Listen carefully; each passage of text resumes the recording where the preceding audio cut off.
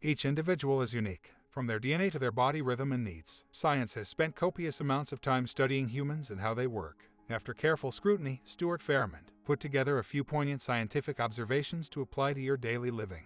By being aware of these factors, you can enhance your day-to-day life, which in turn betters your overall living. Sleep is vital, but so many of us don't get the amount of sleep that we need to be fully productive. Also, the variables of the time we go to bed, the time we wake up, and where we are in our sleep when we wake affect how much benefit we get from rest. The top 3 factors to a good night's sleep. 1. Routine. Figure out a bedtime that works for you and your schedule and stick to it. Once your body and mind get used to the schedule, you will have an easier time shutting down and sleeping. 2. The temp of your room matters. The heat keeps you from sleeping. 3. Melatonin is triggered by the absence of light, so your room needs to be dark in order for your body to produce the key hormone that helps you drift off and stay asleep. "I'm not a morning person" is a pretty common statement. But why is that? Is it genetic? Or is it the sleep cycle you are being woken from? Or is it your body rhythm? Regardless, there are few things you can do to get moving in the morning, even when you don't want to. First, get into the light. Just as darkness releases melatonin to help you sleep, daylight and sunshine release cortisol and other hormones to wake you up. Blood flow is important to wake your brain up, so stretching, yoga, tai chi will all help you jumpstart your morning. Eating breakfast is overrated. Granted, for some it's the most important meal of the day, but if you're not hungry, don't force yourself to eat. Obviously, if you have health concerns like diabetes, you need to pay attention to your sugar levels and eat accordingly, but otherwise eating a heavy breakfast might slow you down. The same goes for lunch. If you have to eat in the morning, stick with complex carbohydrates like oatmeal.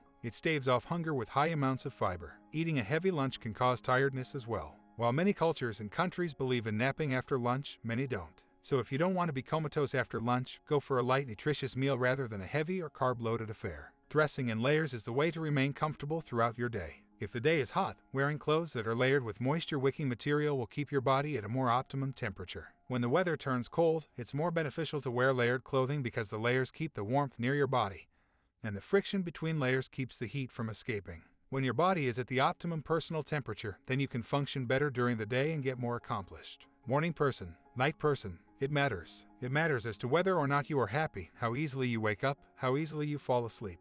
If you are a night owl, then getting a job that has you up at 5 a.m. is probably not in your best interest. Try to find a job that lets you start later so you wake at the best time to present your best self. Likewise, if you're a morning person, you don't want to work the graveyard or swing shift. Finding a career that follows your rhythm means performing at your best. Introvert or extrovert, science has shown that people need some degree of socialization to stave off loneliness and depression. If you're an extrovert, it's going to feel critical that you have time to interact with others. Sharing meals, laughing, blowing off steam with coworkers are all ways that people can socialize in order to release dopamine and oxytocin. These 2 hormones make you feel relaxed and connected respectively. Those feelings increase your overall well-being.